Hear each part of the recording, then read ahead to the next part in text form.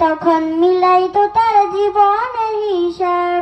মানুষ যদি দেখতো কারো কবরের আযাব, নিজে তখন মিলাইতো তার জীবনের হিসাব।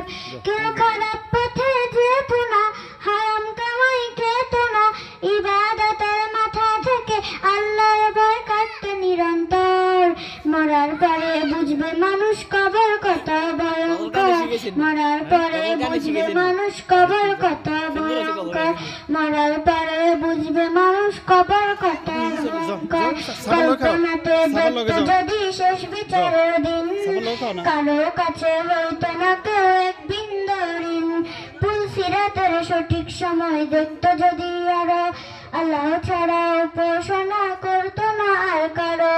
কেউ খারাপ পথে যেত না, হারাম কামাই খেত না, ইবাদতের মাথা থেকে আল্লাহর ভয় কাটতো নিরন্তর।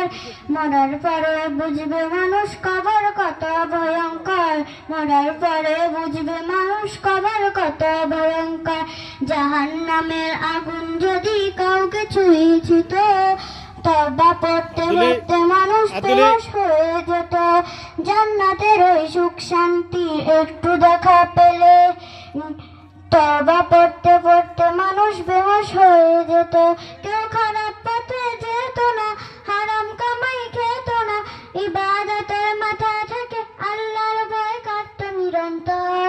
মরার পরে বুঝবে মানুষ কবর কত ভয়ঙ্কর, মরার পরে বুঝবে মানুষ কবর কত ভয়ঙ্কর।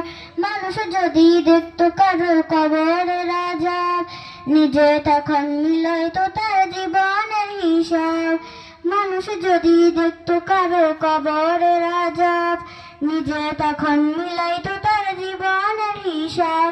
কেউ খারাপ পথে যেত না, হারাম কামাই খেত না, ইবাদতের মাথা থেকে আল্লাহর ভয় কাটতো নিরন্তর। মরার পরে বুঝবে মানুষ কবর কত ভয়ঙ্কর, মরার পরে বুঝবে মানুষ কবর কত ভয়ঙ্কর, মরার পরে বুঝবে মানুষ কবর কত ভয়ঙ্কর, মরার পরে বুঝবে মানুষ কবর কত ভয়ঙ্কর। আসসালামু আলাইকুম ওয়া রাহমাতুল্লাহি ওয়া বারাকাতুহু।